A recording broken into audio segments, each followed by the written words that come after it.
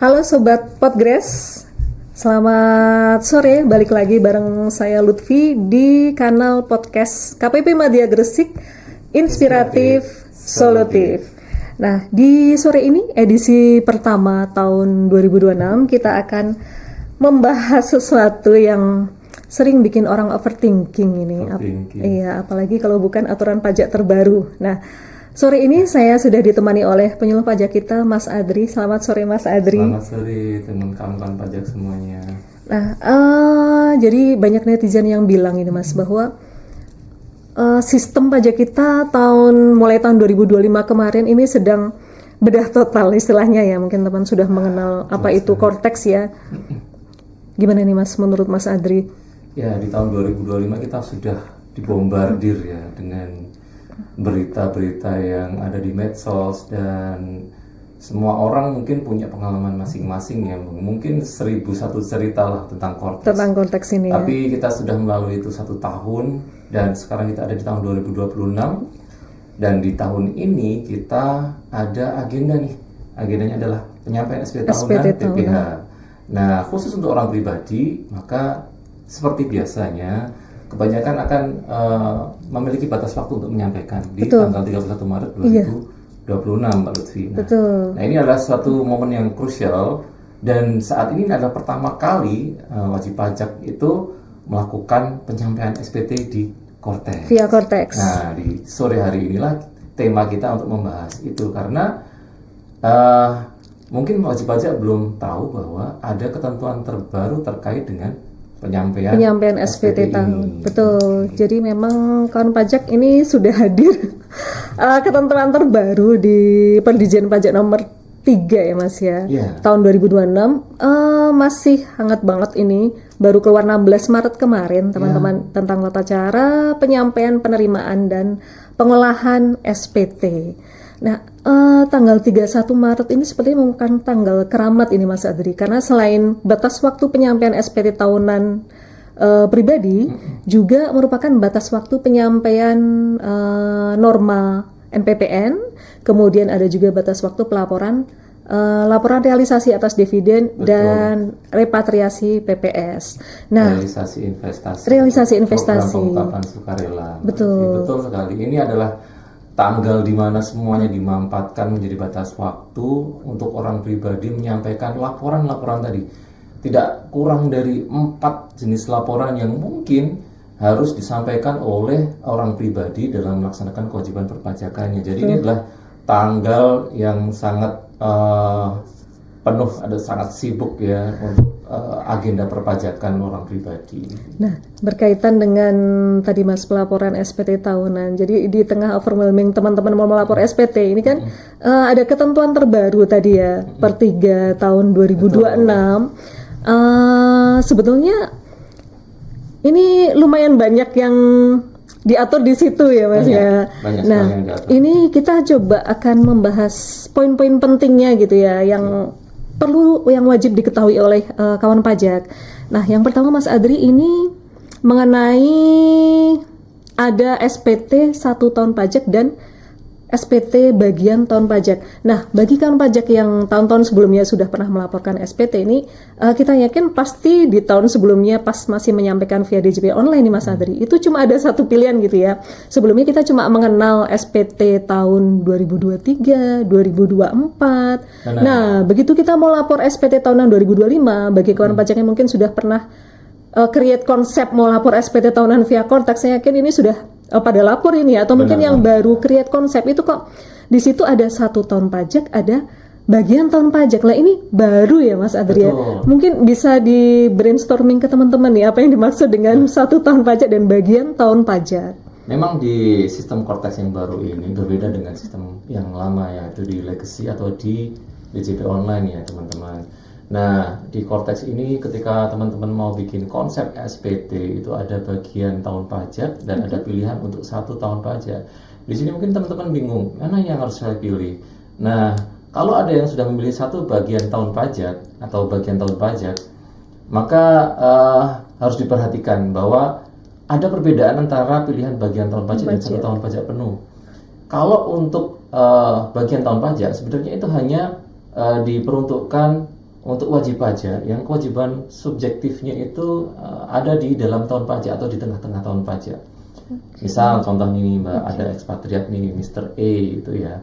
Nah, Mr. A ini datang ke Indonesia, baru dia bekerja ke PT. Nah, di PT itu dia kerjanya baru 1 Agustus tahun 2025. Oh, berarti untuk WNA ini ya Mas ya, bukan WNI ya istilahnya. Karena kewajiban pajak subjektif itu dimulai ketika seseorang itu dilahirkan ke Indonesia atau dia mulai bekerja atau melakukan kegiatan di Indonesia kalau untuk WNA ya, atau ekspatriat. Nah, contoh untuk bagian tahun pajak itu yang seperti ini. Oh, oke Mas. Jadi berarti ini cuma satu bagian aja, tidak perlu dalam satu tahun.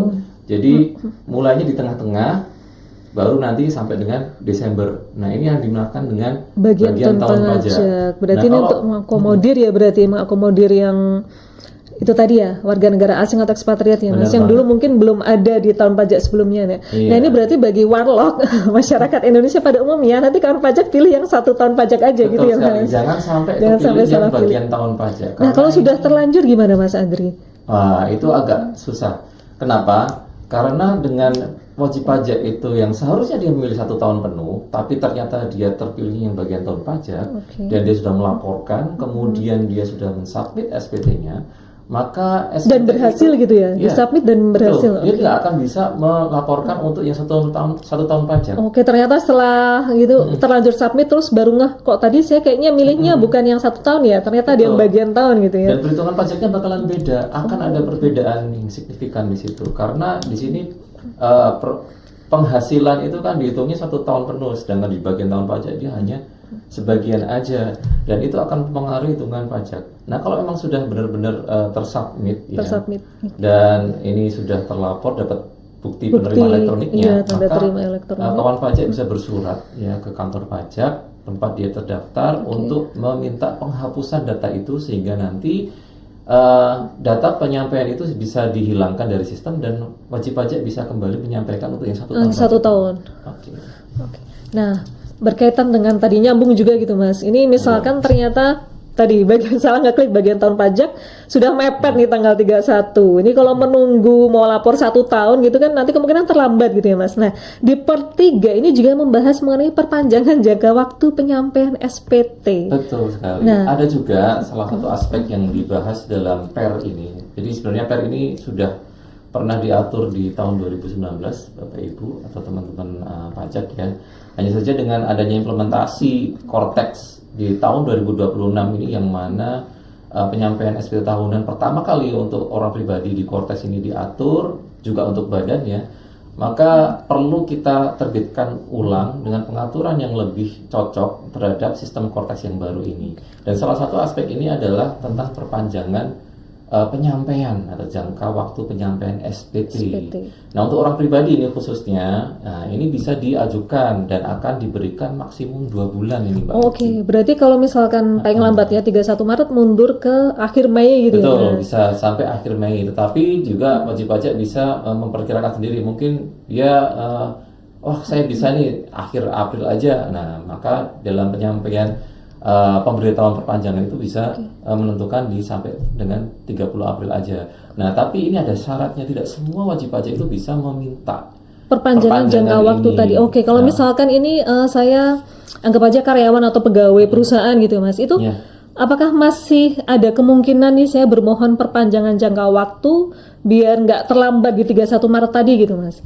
Jadi memang untuk perpanjangan jangka waktu ini harus disampaikan paling lambat 31 Maret. Oke, berarti sebelum telat udah harus menyampaikan ini aku mau bermohon diperpanjang nih gitu ya. Iya, harus disampaikan paling lambat ya tanggal 31 Maret 2026. Kalau sampai lewat ya sudah tidak ada lagi kesempatan untuk meminta perpanjangan ini, dan yang bisa meminta perpanjangan ini tidak semua kriteria wajib pajak, tapi hanya orang pribadi yang melakukan pekerjaan bebas atau usaha, namun dia melakukan pembukuan dan sebelum sempat melakukan penyusunan laporan belum bikin laporan keuangan gitu belum ya. Bisa bikin SPT nih karena laporan keuangannya belum ada. Dan yang kedua, bisa jadi juga untuk orang pribadi yang tidak melakukan pekerjaan bebas maupun usaha. Contoh karyawan tadi gitu ya. Dia adalah karyawan tapi belum mendapatkan bukti potong dari si pemberi kerjanya. Jadi PT-nya itu belum kasih dia Bupot BPA 1 misalnya. Pemberi kerjanya belum memberi bukti potong. Si PT ini harus membuat surat pernyataan diminta oleh si orang pribadi yang mau lapor ini. Nah, surat pernyataan ini menunjukkan bahwa si orang pribadi ini belum dibuatkan bukti potong. Dan ini nanti dijadikan lampiran seperti itu. Pengajuannya via Cortex ya berarti otomatis. Via Cortex dari menu layanan administrasi. Oke, baik. Berarti ini apabila kawan pajak ini karyawan yang mungkin belum diterbitkan bukti potong, ini silahkan kawan pajak minta ke perusahaannya gitu ya. Mungkin bisa jadi karena saking banyaknya bukti potong harus dibuat, ini ada yang terlambat. Silakan minta surat keterangan semacam itu ya Mas ya, dari perusahaan bahwa memang belum punya atau belum diterbitkan A1, kemudian bisa mengajukan perpanjangan jangka waktu penyampaian SPT sampai dengan maksimal 2 bulan. Nah, tapi teman-teman pajak jangan berkecil hati ya.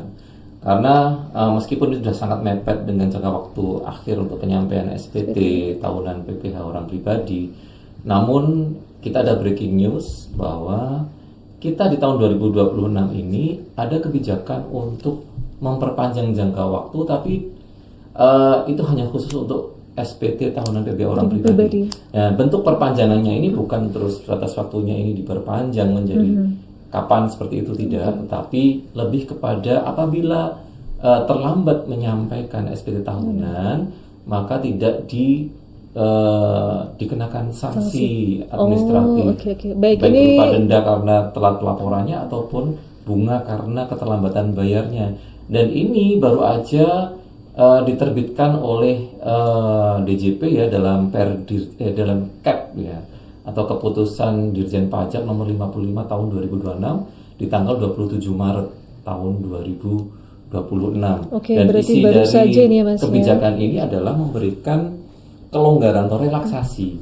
Ini kabar baik bagi yang belum sempat untuk menyampaikan perpanjangan SPT, maka sudah diberikan secara otomatis, namun bukan dalam bentuk perpanjangan batas waktu, hanya diberikan dalam bentuk penghapusan sanksi administrasi, dan tidak akan diterbitkan STP di sini. Nah, ini berlaku sampai kapan?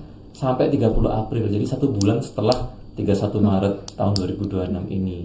Dan tentunya seperti tadi yang kita bahas bahwa perpanjangan ini tidak berlaku untuk yang 3 jenis pelaporan tadi, realisasi investasi untuk PPS, realisasi investasi untuk pemakaian dana dividen yang didapatkan dari dalam negeri, dan yang ketiga juga tidak berlaku untuk pengajuan pemberitahuan menggunakan norma perhitungan penghasilan neto. Jadi harus tiga-tiganya itu teman-teman pajak sampaikan di tanggal 31 Maret tahun 2026. Paling lambat hari itu. Baik, berarti ini saya rangkum yang perpanjangan tadi ya Mas Adri. Jadi mungkin ini teman-teman juga yang sering buka sosmed ya, sempat kita banyak informasi dari Pak Purbaya gitu ya Mas, dari Menteri Keuangan bahwa ada relaksasi penyampaian SPT gitu ya. Jadi memang relaksasi penyampaian SPT ini sendiri sebetulnya tidak memperpanjang jangka waktu ya. Tidak. Tapi hanya menghapus denda atau bunga keterlambatan, karena apabila ini kawan pajak terlambat lapor SPT itu akan dikenakan sanksi administrasi sebesar Rp100.000. Dan tahun ini 2026 itu memang sudah terbit ketentuan resminya ya Mas. Dulu kan kalau kemarin baru sekadar informasi ya, ini katanya diperpanjang gitu ya. Sekarang sudah teman-teman sudah tidak perlu ragu-ragu lagi ya mengenai ketentuan relaksasi ini. Sudah diperpanjang, sudah ada ketentuan relaksasi penyampaian SPT sampai akhir April. Jadi tidak akan diterbitkan tagihan. Ini hanya penyampaian SPT tahunan saja dan pembayaran ya Mas ya, apabila ada kurang bayar ya. Sementara untuk penyampaian pemberitahuan norma bagi kawan pajak yang ada usaha atau pekerjaan bebas, kemudian laporan realisasi investasi dividen maupun realisasi investasi bagi kawan pajak yang ikut program PPS, jangan lupa paling lambat masih 31 Maret dan tidak diperpanjang ya kawan pajak ya. Selain ada relaksasi tadi, ternyata juga ada fasilitas perpanjangan jangka waktu penyampaian SPT gitu. Itu mungkin agak jarang kita ketahui ya, tapi ternyata ada fasilitas tersebut kan pajak. Jadi tapi ini harus pengajuan. Jadi memang kawan pajak yang memang sangat membutuhkan, silakan bisa pengajuan di Cortex gitu ya, bagi orang pribadi maupun badan gitu akan dapat fasilitas perpanjangan jangka waktu maksimal 2 bulan setelah jatuh tempo penyampaian. Oke, next kita akan membahas poin berikutnya Mas Adri, yakni mengenai penyampaian SPT. Jadi dengan berlakunya Cortex itu kan dalam benak kita pasti kan lapor SPT via Cortex, oh berarti saya wajib lapor online nih via Cortex nih. Nah, apakah masih ada kesempatan bagi wajib pajak yang mungkin dulunya pelaporannya itu via kertas, manual, masih ngisi formulir gitu ya, itu apakah masih bisa diterima di KPP gitu Mas, apabila kawan pajak ini masih mau lapor via fisik atau mungkin manual via kertas gitu SPT-nya? Baik Mbak Lutfi, jadi pelaporan menggunakan media kertas untuk penyampaian SPT ini masih diperbolehkan, tapi di sini ada restriksi ya. Ini khusus hanya bisa dilakukan melalui penyampaian secara langsung ataupun pos ekspedisi khusus ya, untuk orang pribadi yang memang selama ini belum pernah menyampaikan SPT secara elektronik, ataupun orang pribadi yang memang tidak diwajibkan untuk menyampaikan SPT secara elektronik.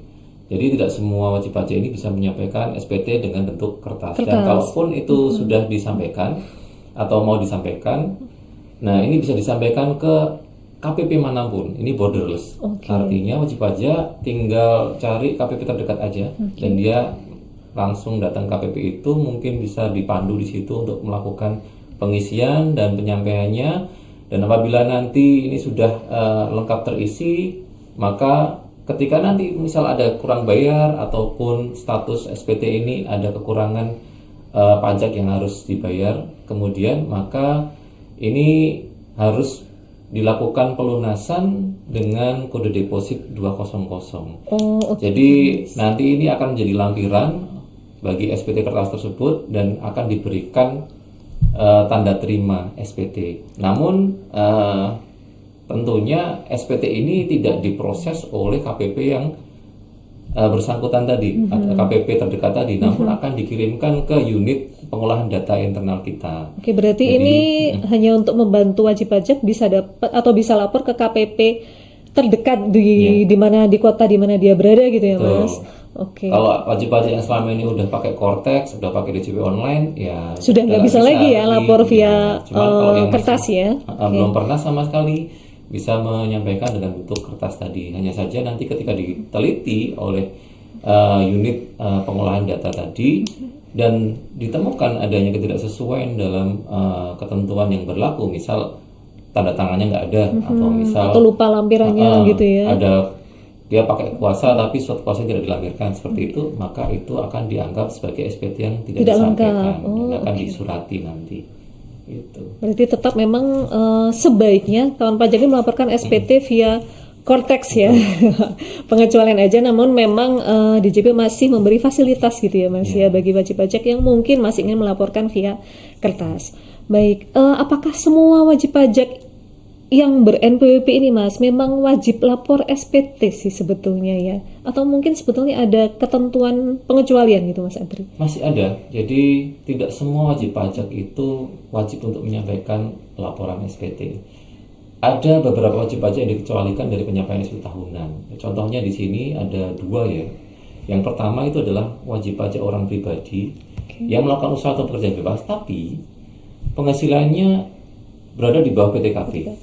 Kalau dari ketentuan yang lama ini nggak masuk dulu, jadi ini tetap harus lapor. Namun di ketentuan terbaru ini di Per 3 ini 3 tahun 2026 ditegaskan ini, lagi berarti ya, bahwa ada pengaturan baru bahwa WP orang pribadi yang melakukan usaha atau pekerjaan bebas namun penghasilannya masih berada di bawah PTKP ini boleh untuk tidak menyampaikan SPT tahunan atau dikecualikan dari kewajiban menyampaikan SPT tahunan. Dan yang kedua tentunya adalah pengaturan yang lama itu wajib pajak orang pribadi yang tidak melaksanakan usaha ataupun contohnya karyawan gitu ya bebas yang hanya menerima penghasilan dari satu pemberi kerja aja Mbak Lutfi, dan penghasilannya kurang dari PTKP. Nah gimana kalau ternyata dia dari 2 pemberi kerja dan dua-duanya kurang dari PTKP misal? Nah yang seperti ini dia tidak termasuk dari yang dikecualikan, tetap wajib lapor SPT gitu ya.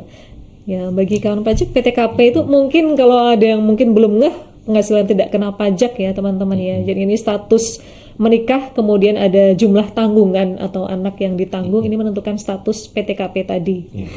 Baik, kita masuk ke poin berikutnya. Ini merupakan salah satu poin penting. Jadi apabila kawan pajak yang sudah lapor SPT maupun sedang dalam pelaporan SPT yang belum submitnya, baru bikin konsep istilahnya, mungkin kawan pajak akan di situ menemui ada status SPT nihil, kemudian ada kurang bayar yang nanti akan terbit billing, kemudian banyak ini Mas Adri, kita banyak menemui pertanyaan wajib pajak ketika mau lapor SPT ternyata muncul lebih bayar. Iya, betul. Ya, apalagi dengan adanya otomatisasi di Cortex ya, sistem Cortex, semua bukti potong Rp1 aja itu terdeteksi masuk. betul masuk, dan itu misalkan banyak juga yang tidak kita sadari ya, saya kayaknya nggak pernah menerima penghasilannya atau bupot ini, tapi mungkin kan pajak lupa gitu bahwa memang semacam kayak mungkin Shopee affiliate atau mungkin bunga bank gitu ya, ternyata tiba-tiba muncul di SPT kita gitu. Nah, kemudian mengantisipasi pelaporan SPT lebih bayar nih Mas Adri. Karena mungkin kawan pajak juga sebetulnya agak kurang yakin ini kenapa SPT saya jadi lebih bayar ya. Tapi oke lah, karena ini merupakan otomatisasi dari Cortex ya sudah saya laporkan apa adanya aja. Kira-kira gimana nih Mas di per 3 ini, apakah kawan pajak perlu mencermati lagi untuk status SPT yang lebih bayar itu? Perlu mencermati hal ini karena tidak semua jenis lebih bayar itu akan diakui oleh Direktorat Jenderal Pajak sebagai ada kelebihan pembayaran pajak. Meskipun bisa terlapor gitu ya, meskipun tersubmit berhasil. Memang karena sistem kita di Cortex ini memang melakukan otomasi meskipun tidak fully automated, tapi bukti potong dan penghasilan itu sudah semi otomatis dimasukkan ke dalam pos-pos yang bersesuaian. Namun itu bisa jadi masih kurang sempurna. Bisa jadi ketika di pos penghasilan ini baru masuk sebagian, tetapi di pos bukti potong dia sudah masuk semuanya. Jadi timpang antara penghasilan dengan bukti potongnya, lebih banyak bukti potongnya. Padahal di dalam bukti potong itu banyak sekali penghasilan-penghasilan yang belum masuk di pos penghasilan. Akhirnya penghasilannya jadi kecil, sedangkan bukti potongnya besar. Jadi besar. Oh berarti ini perlu dicermati oleh kawan pajak. Jangan hanya mengandalkan, oke lah sistem Cortex memang otomatisasi masuk, tapi kita perlu mencermati ini sebetulnya udah benar atau belum gitu ya. Betul, karena dari sisi nomenklatur penghasilan atau jenis penghasilan, taksonominya ya di sini. Nah, penghasilan itu ada yang dari pekerjaan, ada yang dari pekerjaan bebas, ada yang dari usaha, dan ada yang dari penghasilan lain-lain yang selain 3 tadi. Maka dari itu kita harus mencermati satu persatu. Apakah kita memang benar-benar hanya dapat penghasilan dari pekerjaan aja misalnya, ataukah memang kita sebenarnya memang mendapatkan penghasilan dari sumber yang lain, namun selama ini kita terbiasa untuk tidak melaporkan itu dalam SPT. Nah, yang demikian ini adalah apa yang diatur dan diantisipasi dalam ketentuan terbaru di Per 3 tahun 2026 ini. Nah, yang diatur di sini adalah adanya nilai lebih bayar yang dianggap bukan kelebihan pembayaran pajak. Yang terjadi dalam hal pertama ada 4 macam nih di sini. Ada 4 kriteria. Yang pertama karena perbedaan pembulatan penghitungan pajak. Ya, karena pembulatan penghitungan pajak itu kita lakukan di level penghasilan. Tapi itu otomatis ya Mas ya, berarti sesuai hitungan sistem sebetulnya ya. Maksudnya bukan salah kita dalam mengisi sebetulnya ya. Betul. Jadi pembulatan itu bisa terjadi karena tarif dikenakan penghasilannya, ya kan. Nah itu ada pembulatan sampai dengan Rp1.000 ya. Nah ketika ada LB sebesar katakanlah 5% dikalikan kurang dari Rp1.500 gitu, jadinya kan ada sekitar Rp25. Nah ini bisa jadi merupakan sesuatu yang muncul karena adanya pembulatan penghitungan pajak, atau mungkin pembulatan Rp1 gitu ya. Karena memang untuk penghitungan pajak ini di level pajak atau PPh-nya itu dibulatkan Rp1 penuh. Tapi kita akan melakukan pembuatan 0,5 ke atas atau 0,5 ke bawah. Kalau dia melebihi dari 0,5 maka dia dibulatkan ke atas. Kalau kurang dari 0,5 dia akan dibulatkan ke bawah tersebut. Dan yang kedua ada kesalahan pencantuman kredit pajak tanpa disertai pencantuman penghasilannya. Contohnya gimana? Ada seorang karyawan nih, dia dapat bupot Sebenarnya dari Bupot BPA 1-nya dia sudah cocok nih, penghasilan setahun dari pekerjaan cocok dengan pajaknya. Seharusnya kalau dia cuma penghasilan dari itu aja dia nihil nih SPT-nya. Tetapi ada Bupot lain muncul, katakanlah dia ada peer to peer lending. Nah, dia mendapatkan bunga nih dari hasil pembiayaan yang dilakukan terhadap orang lain yang dalam sistem peer to peer tadi, dan dia mendapatkan bukti potong oleh Otomatis sistem masuk atau gitu platformnya. ya. Iya. Di situ katakanlah cuma Rp50 atau mungkin cuma Rp1.000 bukti potongnya, tetapi hal itu otomatis akan muncul di Cortex tuh. Iya, betul. Dan ketika penghasilannya tidak dimasukkan, pastilah dia jadi LB. Nah, yang seperti ini tidak akan dianggap sebagai kelebihan bayaran pajak. Karena apa? Karena yang dia masukkan itu hanya penghasilan dari pekerjaannya saja. Hanya bukti potongnya gitu ya, betul. Mas? Tetapi Penghasilannya untuk penghasilan tidak. dari yang bunga dari peer-to-peer lending ini dia lupa. Nah, Tidak maka yang memasukkan seperti gitu. ini dia nggak bisa nih kita anggap sebagai Lebih kelebihan bayar. bayaran pajak. Nah, Karena harusnya imbang ya Mas, antara bukti Betul. potong sama penghasilan terkait harus betul, dilaporkan harus juga. dilaporkan semuanya dulu. Yang ketiga ada juga kesalahan pencantuman kredit pajak tanpa disertai kesalahan pencantuman kredit pajak final yang diperhitungkan terhadap penghasilan yang sifatnya dikenai PPh yang tidak final. Jadi sifatnya ini bupotnya ini final nih, gitu. Harusnya dia nggak dapat dikreditkan kan. Betul. Tetapi salah masuk posnya dia. Oh baik, ini banyak sekali kasus yang terjadi. Contohnya bupot istri kalau gitu ya Mas. Bupot istri ya. Iya, Jadi istri. misal dia suami dan istri NPP-nya digabung. Istri tidak ingin melaksanakan kebijakan secara tersendiri. Artinya NPP-nya gabung dengan suami. Nah, Cortex ini memang secara semi otomatis memang memunculkan dua bupot suami istri itu di bagian bukti potong. Padahal seharusnya sesuai dengan ketentuan, kalau memang istri ini memiliki penghasilan dari satu kerja saja dan itu berasal dari pekerjaan, maka seharusnya itu tidak boleh digabungkan, digunggung dalam penghasilan yang dikenai PPh yang tidak final, tapi dia harus digeser nih ke bagian penghasilan yang dikenai PPh final, sehingga bupotnya pun harus digeser ke bagian yang final juga. Oh, oke. Berarti ini perlu dicermati oleh kawan pajak yang di SPT-nya di bagian bukti potong masuk nih bukti potong istri, tapi istrinya dari sebagai karyawan dari satu Betul. pemberi kerja ya Mas. Ya. Silahkan untuk dipindahkan ke bagian penghasilan final untuk Betul, bukti potong betul. istri, betul ya Ya. Mas. Oke.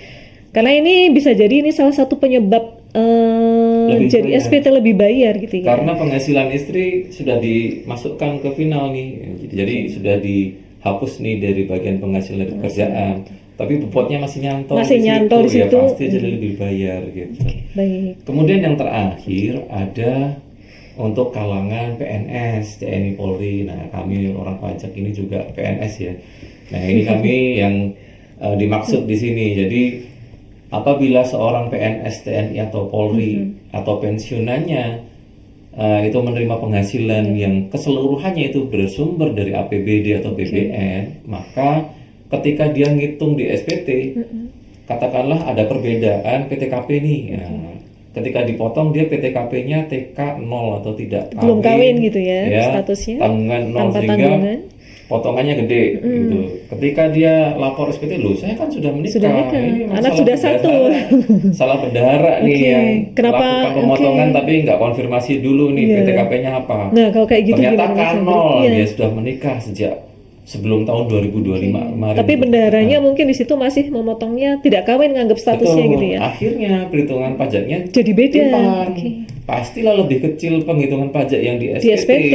daripada yang di Bupot. Nah, selama ini Akhirnya kita jadi nganggapnya bayar. pemotongan dari perusahaan atau instansi, oh kelebihan nih, kelebihan potong nih karena beda PTKP. Nah, kalau yang Betul. seperti itu gimana ini Mas Adi Nah, baiknya? yang seperti itu karena seluruh penghasilan yang dia terima itu dan juga pajaknya yang selama ini sudah DTP atau ditanggung pemerintah, maka yang seperti ini tidak diakui sebagai kelebihan pembayaran pajak. Kenapa? Karena sebenarnya waktu dia terima atau take home pay itu juga sebenarnya pajaknya sudah ditanggung oleh pemerintah, sehingga sebenarnya dia sendiri tidak melakukan pembayaran itu yang dipotong dari penghasilannya Sendiri. sehingga itu sebenarnya berasal dari dana pemerintah, sehingga ketika ada lebih bayar sebenarnya dia sebenarnya tidak pernah membiayai pajaknya dia ini. Jadi seharusnya itu memang kembali ke kas negara, jadi tidak dikembalikan ke wajib pajak yang menyatakan lebih bayar di SPT-nya tadi. Oke, kalau siap, dia Mas. memang PNS atau TNI Polri. Nah, kalau gimana kalau misalkan jadi kasus beda PTKP ini sering banget kita temui gitu Mas Adri. Oke, kalau PNS berarti fix ini nggak boleh tidak dianggap lebih bayar karena ternyata PPh-nya sudah ditanggung pemerintah ya. Jadi kawan-kawan PNS, TNI Polri ini harap untuk memperhatikan lagi gitu ya, dicermatin lagi. Nah, bagaimana kalau untuk karyawan swasta gitu Mas Adri? Karena kemungkinan banyak juga nih karyawan swasta yang status PTKP yang sebenarnya itu ternyata berbeda dengan ketika kita melihat di data bukti potong dari pemberi kerja gitu. Beda Mungkin dengan bisa karyawan iya. swasta ya. Iya. Karyawan swasta bisa jadi dia ada perbedaan PTKP ketika dipotong dan ketika penyampaian SPT. Bisa jadi memang pihak admin pajak yang di PT-nya dia bekerja itu salah menginput PTKP-nya. Sehingga PTKP-nya lebih kecil, pajaknya lebih gede ketika dipotong. Dan ketika dia melaporkan SPT dengan PTKP yang sebenarnya, maka SPT itu dia SPT-nya benar itu. Artinya dia tidak salah karena memang SPT itu harus diisi dengan benar, lengkap dan jelas. Dan salah satu aspek dari penghitungan SPT adalah PTKP-nya. Dan PTKP ini mengacu pada kondisi di awal tahun tanggal 1 Januari 2025-nya. Kalau saat itu dia memang statusnya sudah menikah atau sudah memiliki anak, tanggungan, maka itulah status yang dipakai. Meskipun di bupotnya dia ada perbedaan ya, maka yang dipakai yang sebenarnya. Dan ketika itu menghasilkan atau membuat adanya kelebihan bayar, maka yang seperti ini merupakan hak dari wajib pajak, pihak wajib pajak yang menyatakan lebih bayar tadi. Oke, berarti sudah betul ya Mas ya. Nah, nyambung lagi ke yang tadi, untuk yang tadi kan ada 4 klausul ya Mas ya, yang meskipun sudah tersubmit LB, namun ini tidak dianggap SPT lebih bayar karena ternyata tadi ada beberapa klausul ya, dari pembulatan, kemudian pencantuman kredit tanpa penghasilan. Nah, tindak lanjutnya nanti seperti apa ya Mas kalau untuk bagi wajib pajak sendiri setelah menyampaikan SPT? Kami sebagai pihak yang mengelola atau mengolah SPT yang disampaikan wajib pajak, maka akan melakukan penelitian, dan apabila ini ditemukan dari 4 case yang tidak dianggap sebagai kelebihan bayar pajak tadi, maka kelebihan tadi tidak akan diproses ya, dan tidak akan dilakukan penelitian untuk menghasilkan SKP PKP ataupun pemberian fasilitas pengembalian pendahuluan. Dan kita akan menerbitkan surat pemberitahuan nih Mbak Lutfi, yang isinya menyatakan bahwa nilai lebih bayar dalam SPT-nya dianggap bukan merupakan kelebihan bayaran pajak, sehingga nantinya SPT-nya tetap dianggap masuk, namun LB-nya tidak diproses dan dianggap itu nihil. Kira-kira demikian. Oke, baik. Terima kasih banyak Mas Adri. Ini lumayan sangat berisi ya apa yang tadi sudah dijelaskan oleh Mas Adri mengenai lumayan banyak tentang poin-poin di per 3 tahun 2026 tentang tata cara penyampaian, penerimaan maupun pengolahan SPT. Nah, Sobat Podgrace, kita sudah sampai di akhir podcast. Itu tadi bedah aturan per 3 tahun 2026. Jangan lupa cek status pajak kalian dan jangan lupa untuk lapor SPT tepat waktu. Baik, saya Lutfi mohon undur diri. Sampai jumpa di kanal podcast KPP Madya Gresik selanjutnya. Selamat sore, pajak tumbuh, Indonesia tangguh. Terima kasih.